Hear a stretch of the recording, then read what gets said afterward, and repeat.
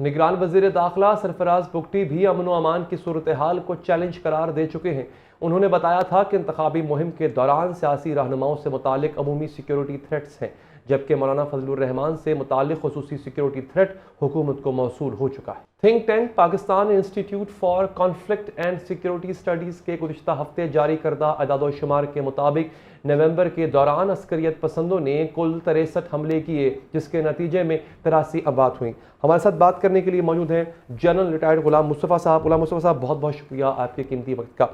General صاحب، یہ اچانک سے دہشت گردی کا، خیر اچانک تو نہیں، پچھلے ایک سال سے دہشت گردی دوبارہ سر اٹھا چکی ہوئی ہے، بٹ اٹ از ایسکیلیٹنگ ناؤ۔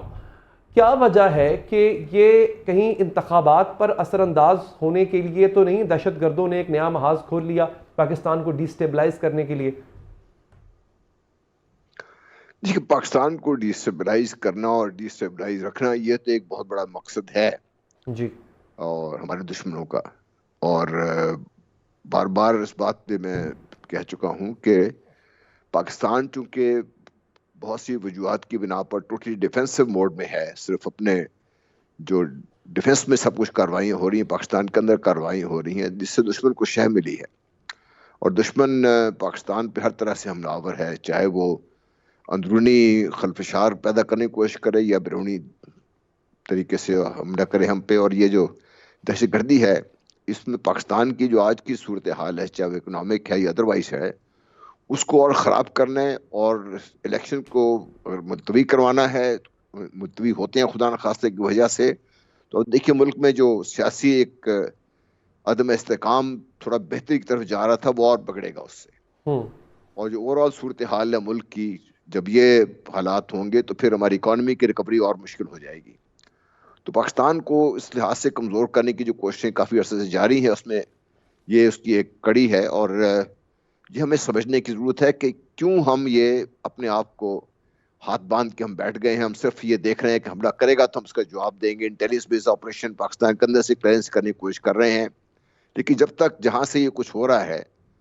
وہاں تک ہم نہیں پہنچیں گے، جب تک ان کو نقصان نہیں پہنچے گا، جب تک جو ان کے منصوبہ ساز ہیں، جو ان کو انفارمیشن دے رہے ہیں، جو کو ٹریننگ دے رہے ہیں، جو ان کو فیسیلیٹیٹ کر رہے ہیں،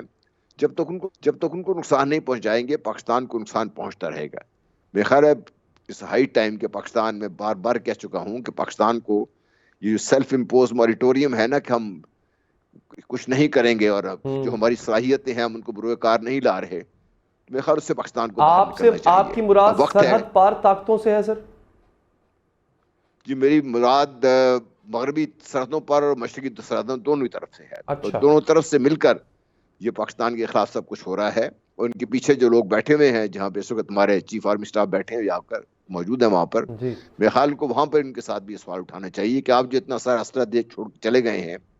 اتنے زیادہ لوگوں کو جو ٹریننگ دے کر آپ چھوڑ کے چلے گئے ہیں، اور ان کے کچھ گماشتے یہاں پر موجود ہیں، جب تک وہ اس سے پیچھے نہیں ہٹیں گے تو پاکستان کا نقصان تو ہوتا رہے گا۔ تو جنرل صاحب، آپ کو لگتا ہے کہ جو ہمارے ویسٹ میں ملک ہے افغانستان اور وہاں کی گورنمنٹ، وہ بھی ان کنائنس، مطلب کیونکہ نہ وہ روک رہی ہے بلکہ وہ تو کہتی ہے کہ ہم جو ہے اپنا ہاؤس آرڈر میں لے کر آئیں، آپ کو لگتا ہے کہ ان کے آنے کے بعد معاملہ زیادہ بگڑے؟ جی، ان کا آنے کے بعد ایک تو امید تھی کہ پاکستان نے جتنی ایفرٹ کی ہے ان کی مدد کرنے کی، اور کئی دہائیوں سے کر رہا ہے پاکستان، اور ہر طریقے سے کر رہا ہے، امید یہ تھی کہ جب وہ آئیں گے تو کم از کم یہ جو پاکستان کے جو ٹی ٹی پی اس قسم کے دوسرے جو خارج ہیں، اور یہ لوگ جو مختلف طریقے سے وہاں پہنچے ہوئے ہیں، بیٹھے ہوئے ہیں، پاکستان کو نقصان پہنچا رہے ہیں، کم از کم ان کو وہاں سے روک دیا جائے گا یا نکال دیا جائے گا وہاں سے۔ لیکن دونوں چیزیں نہیں ہوئیں، انہیں روکنے کی کوشش نہیں کی، ان کو وہاں سے نکالنے کی کوشش نہیں کی، الٹا وہ پاکستان کو سبق پڑھا رہے ہیں۔ بھی انہوں نے اگر ان کو پال کے رکھا ہوا ہے اور ان سے وہ اپنا مطلب حاصل کر رہے ہیں، کبھی کبھی اب تو مجھے اس میں میرا پہلے شک تھا، اب میں یقین بدلتا جا رہا ہے کہ وہ اس کو پراکسی کے طور پر استعمال کر رہے ہیں پاکستان کو پریشائز کرنے کے لیے، کیونکہ خطے میں دیکھ لیں کسی اور جگہ کوئی ایسا مسئلہ نہیں ہو رہا، صرف پاکستان ہی ہے جو بار بار اس کا نشانہ بن رہا ہے۔ کیوں بن رہا ہے نشانہ؟ پاکستان نے جتنا کچھ کیا ہے، جو کچھ پاکستان نے قربانیاں دی ہیں، پاکستانی نے قربانیاں دی ہیں، اپنے اپنا پورا ملک اپنی سلامتی داؤ پہ لگا کر ان کی مدد کی ہے، اور اب یہ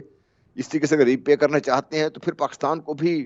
بہت اپنی جو اسٹریٹجی ہے ری تھنک کرنے پڑے گی۔ اچھا سر، اس کا ڈپلومیٹک حل ہی ہے کیا؟ ہمیں ڈپلومیسی کا استعمال کرتے ہوئے مجبور کرنا چاہیے اپنے ہمسایہ ممالک کو، یا آپ کو لگتا ہے کہ Pakistan has to show its muscle as well? دیکھیے، ڈپلومیسی تبھی کارگر ہوگی نا جب آپ کے پیچھے کوئی مسئلہ ہوگا تو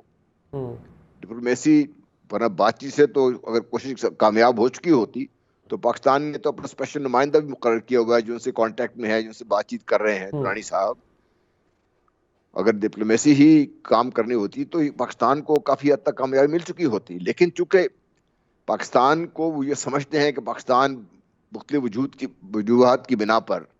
اس وقت تھوڑا ان کو کمزور نظر آ رہا ہے، تو اپنے جو مقاصد ہیں ان کے، پاکستان کو پریشرائز کر کے جو پاکستان سے وہ کنسیشن لینا چاہ رہے ہیں، وہ ان کو سمجھتے ہیں کہ یہ وقت ہے اس کا.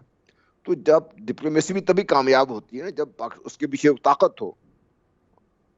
بالکل ٹھیک ہے جان صاحب، انتہائی مشکور ہوں کہ آپ نے پروگرام کے لیے وقت نکالا.